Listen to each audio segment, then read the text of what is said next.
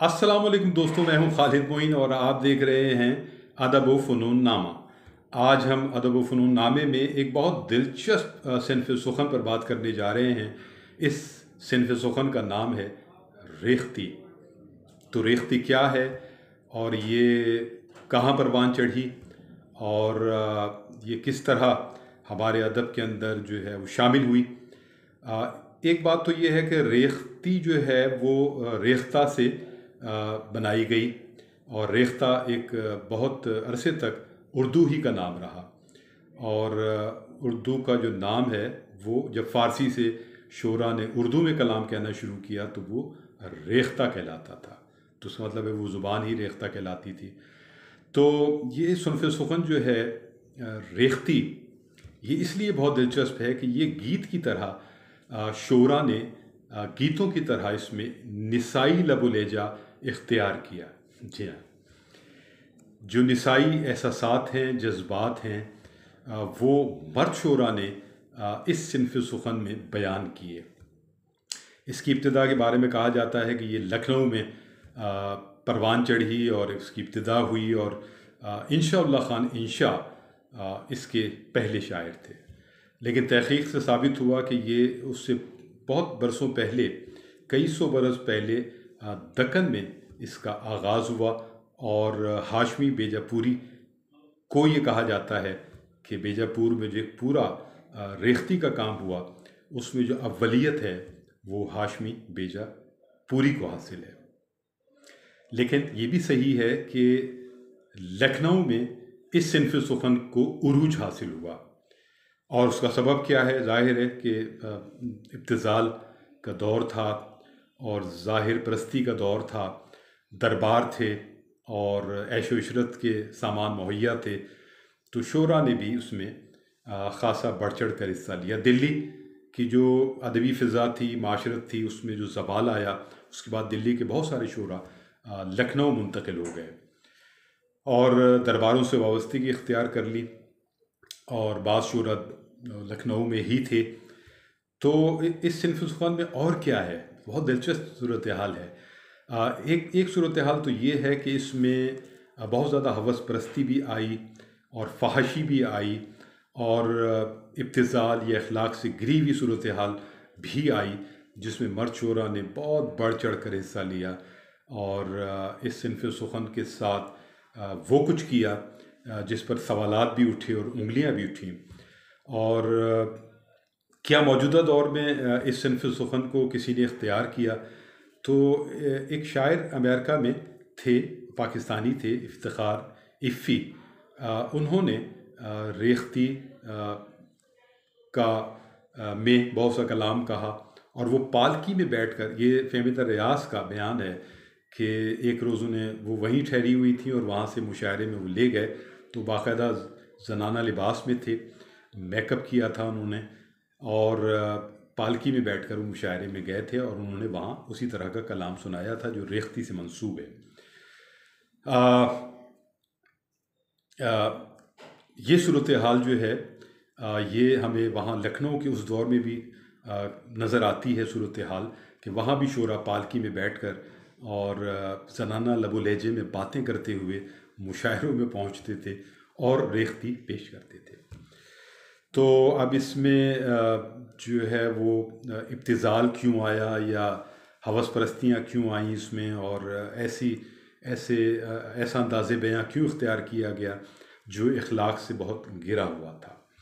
ये ठीक है कि जो मुहावरे ख़वातीन में इस्तेमाल होते हैं या जो उनका अंदाज़ होता है या जो उनके ख़यालात होते हैं, तो वो तो ज़ाहिर है कि मर्दों से मुख्तलिफ ही होते हैं।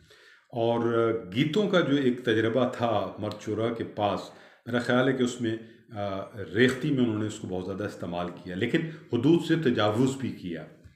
ये हुदूद से तजावुज़ करना एक बहुत मज़हब का खेज सूरत हाल भी सामने लाया। और जब इब्तिज़ाल होता है माशरे में और गिरावट आ जाती है अखलाकी तौर पर, तो ऐसी बहुत सारी चीज़ें पनपती हैं। एक अच्छी बात ये थी कि ये जो रेख्ती है ये एक ऐसी सिनफ़ सुख़न रही है जो दीगर असनाफ़ सुख़न के मुकाबले में इसे हिंदुस्तान की सरज़मीन में ही ईजाद किया गया। यानी ये कहा जा सकता है कि ये खालिस उर्दू शोरा की ईजाद रही।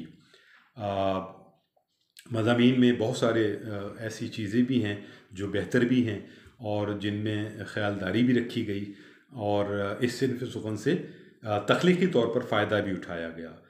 तो ज़ाहिर है कि आज ऐसा क्यों नहीं होता, इसलिए कि आज तो ख़वातीन ख़ुद शायरी के मैदान में सरगर्म अमल हैं और बहुत बड़ी तादाद में हैं।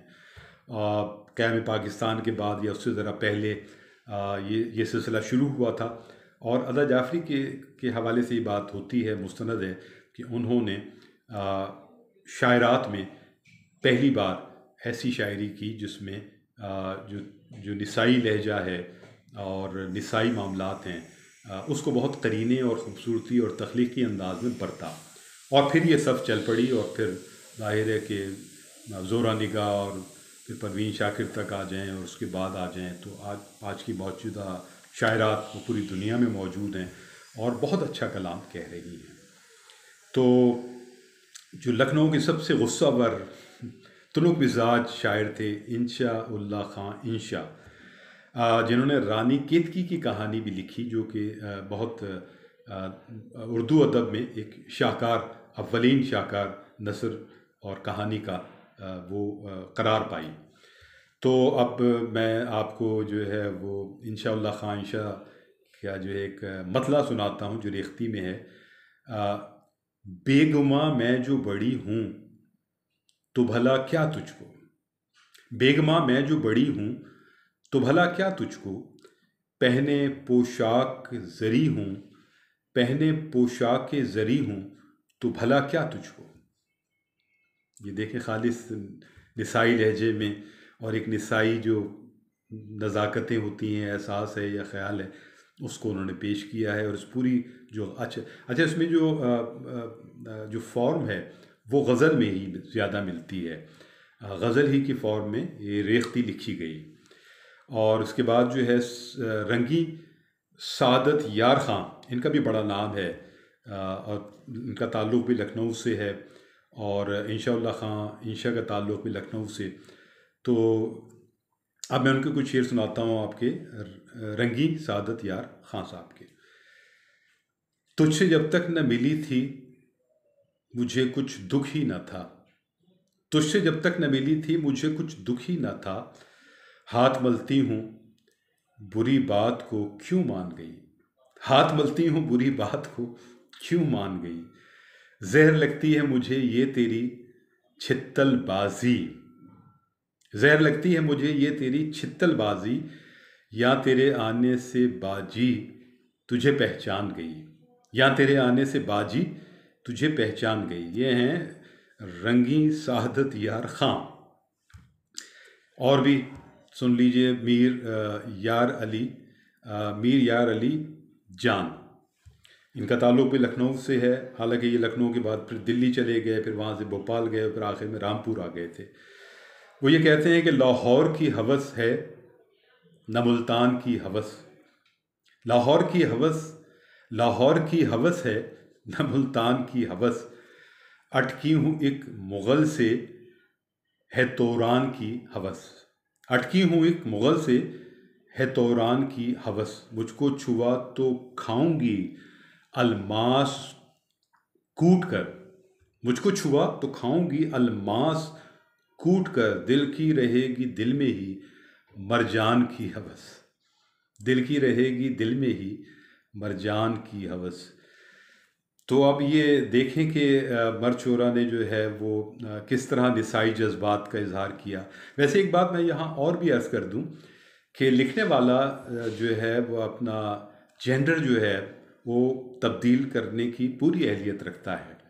गीत निगारी की मैंने मिसाल दी, उसके अलावा अगर आप देखें तो नावलों में जो निसाई किरदार होते हैं, ख़वातीन के किरदार होते हैं, और जो मर्द लिख रहा होता है नावल, तो वो उनके एहसास व जज्बात और जो नफसी कैफियत हैं और नफसियाती मामलात हैं, पेच हैं, उनको भी बयान करता है।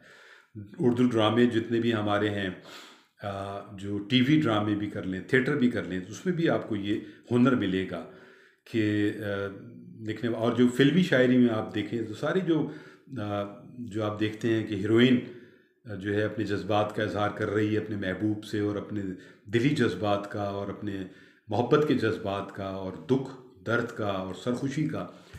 वो भी ज़ाहिर है कि ज़्यादातर क्या बेशतर तो वो मर्द शुरा ही के लिखे हुए गीत होते हैं, जो यहाँ हों या भारत में हों।